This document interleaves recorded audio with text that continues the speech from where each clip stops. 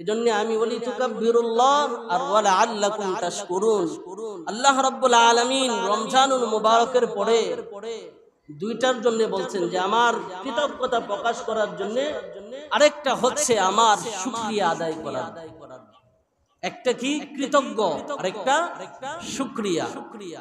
বলি তুকাব্বিরুল্লাহ, এটা হচ্ছে কি কৃতজ্ঞ যে আল্লাহর বড়ত্ব, আল্লাহ আপনি মহান, আপনি সবচেয়ে বড়, আপনি আমাকে সুযোগ করে দিয়েছেন যে আমি রমজানুল মুবারক মাসে আমি সিয়াম সাধনা করেছি, আমি রোজা রেখেছি, আমি তারাবির নামাজ আদায় করেছি, আমি অন্য অন্য ইবাদত করেছি।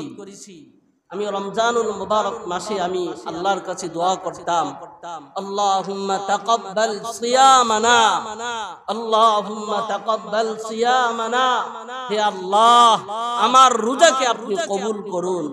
আমি রমজানুল মুবারক মাসে আমি দোয়া করতাম, আল্লাহুম্মা তাকাব্বাল কিয়ামানা, হে আল্লাহ আমার দাঁড়ানো কিয়াম গুলিকে আল্লাহ আপনি কবুল আর মঞ্জুর করুন।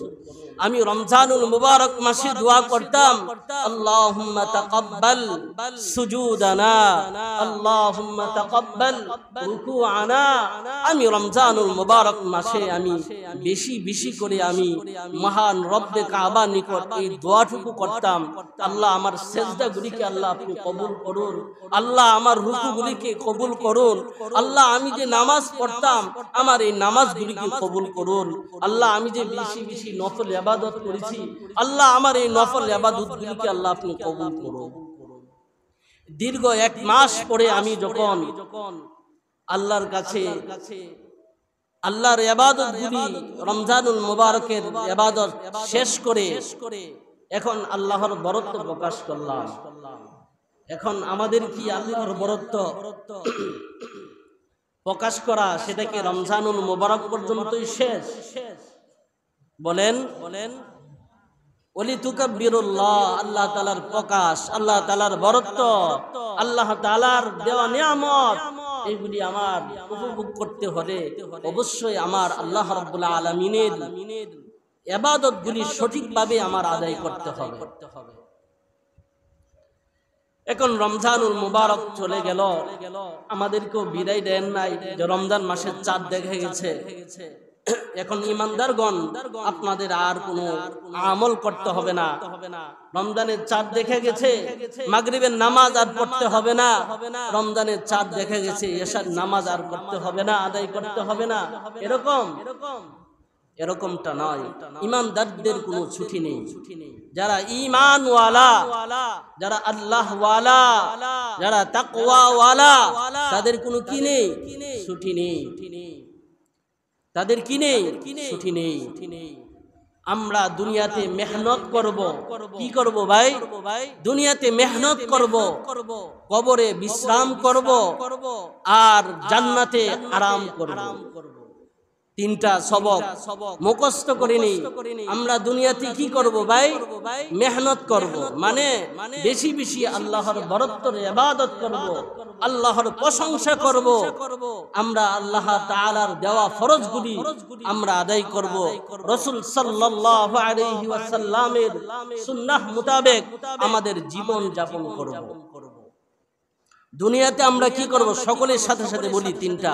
দুনিয়াতে আমরা মেহনত করব, কবরে আমরা বিশ্রাম করব, আর জান্নাতে আমরা আরাম করব। তাই না? বিশ্রাম মানে কবরটা হচ্ছে ওয়াইটিং রুম। আমরা বাসায় বাড়িতে ওয়াইটিং রুম রাখি না, মেহমান আসলে ডাইরেক্ট সরাসরি একেবারে ভিতরে খাস কামরায় আমরা হুজরাতে নিয়ে যাই না, আমরা ওয়াইটিং রুমে বসাই। তারপরে আমরা সবকিছু কাজ শেষ করে তারপরে আমরা মেহমানদেরকে ভিতরে খাস রুমে, খাস হুজরাতে আমরা নিয়ে যাই। ঠিক ওই রকম ভাবে ভাই দুনিয়াটা হচ্ছে আমাদের মেহনতের জায়গা। আমার পাক্কা ঈমান ওয়ালারা যারা, পাক্কা ঈমান ওয়ালা যারা, তারা দুনিয়াতে ভাই মেহনত করবে, তারা আল্লাহর ইবাদত করবে, তারা আল্লাহর প্রশংসা করবে, আর কবরে বিশ্রাম করবে, ওয়াইটিং এ থাকবে, তারপরে জান্নাতে আরাম করবে। দেখেন আমি যখন আমার মায়ের পেট থেকে বের হয়েছি, বরং মায়ের পেটেই যখন ছিলাম তখনও মা আমাকে সারা জীবন পেটে রাখে নাই, মাত্র 10 মাস 10 দিন 9 মাস 9 দিনের ভিতরেই আমার মা আমার পেট থেকে তাড়িয়ে দেয়, তাই না? তারপরে আবার যখন আমি মায়ের পেট থেকে বের হয়ে যখন দুনিয়াতে আসি, বছর কানিক 2 মাস 2 বছর 18 মাস আমাকে মায়ের পাশে রাখে, আমাকে স্তনে দুধ পান করান, তারপরে আবার মা আমাকে তাড়িয়ে দেয়, আবার কিছুদিন মায়ের কাছে, তারপরেও 5-6 বছর পর্যন্ত মায়ের সাথে বিছানায় থাকা হয়। আবার যখন 5-6 বছর হয়ে যায় তখন মা বাবা উভয় বিছানা থেকে তাড়িয়ে দেয়।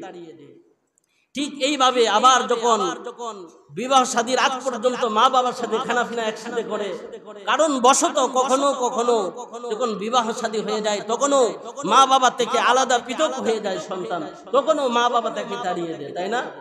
আবার যখন মা বাবা এইভাবে বিবাহ শাদী করে যখন আলাদা হয়ে যায় তখন আস্তে আস্তে যখন তারও সন্তানাদি হয় তখনও তার সন্তানাদিও তাকে কি করে আলাদা করে দেয়। এই দুনিয়াটা এরকমই ভাই, একমাত্র আরামের জায়গা হচ্ছে ভাই জান্নাত।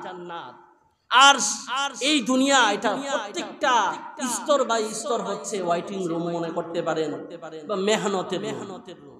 আপনি যত মেহনত করবেন, আপনি যত ইবাদত করবেন, আপনি যত আমার মনিবকে খুশি করতে পারবেন, আপনি যত আমার আল্লাহকে খুশি করতে পারবেন, তত আল্লাহ রাব্বুল আলামিন আপনাকে আরামে রাখবেন। সকলেই তো আরামে থাকার জন্য সকলেরই ইচ্ছা জাগে, তাই না ভাই? সকলেরই জাগে, কিন্তু ভাই ইচ্ছা থাকতে হলে যদি আরামে থাকতে হয়, এই যে দেখেন আপনি কবর দেখে যখন পার হবেন তখন আপনি হাসরের ময়দানে আপনাকে নিয়ে যাবে, হাসরের ময়দানে আপনাকে কবর থেকে ঠেলে ধাক্কা দিয়ে আপনাকে হাসরের ময়দানে নিয়ে যাবে। আবার হাসরের ময়দান থেকে আপনাকে ধাক্কাধাক্কি করে আপনাকে মিজানের কাছে, মিজানের পাল্লার কাছে নিয়ে যাবে। আবার মিজানের পাল্লা থেকে আপনাকে ধাক্কা দিয়ে আবার ঠেলা দিয়ে আপনাকে ফুলসিরাতের পর্যন্ত নিয়ে যাবে। ফুলসিরাত আপনাকে ধাক্কা দিয়ে আপনাকে জান্নাতের দরজার ভিতরে ঢুকাবে। তারপরে জান্নাতের দরজার ভিতরে ঢুকে তারপরে আপনি আরাম আয়েশে থাকতে পারবেন। সুবহানাল্লাহ, আলহামদুলিল্লাহিল্লাযী আযহাবা আন্নাল হাযান। যখন জান্নাতে প্রবেশ করব আমরা, জান্নাতে যখন বান্দা প্রবেশ করবে তখন মহান রব্বে কাবার নিকট শুকরিয়া পড়বে, শুকরিয়াতান পড়বে, আলহামদুলিল্লাহিল্লাযী আযহাবা আন্নাল হাযান। আর এক আয়াতের মধ্যে আছে আল্লাযী আহাল্লানা দারাল মুকামাতি মিন ফাদলিহি। মুকাম মানে মুকিম, আর মুকিম মানে কি? স্থায়ী। জান্নাতে যখন বান্দা যখন প্রবেশ করবে, জান্নাতে যখন বান্দা যাবে মুকিম হয়ে থাকবে। মুকিম মানে কি? স্থায়ী। আর এই দুনিয়াতে আমরা কি স্থায়ী বলেন? আরে ভাই বলেন স্থায়ী?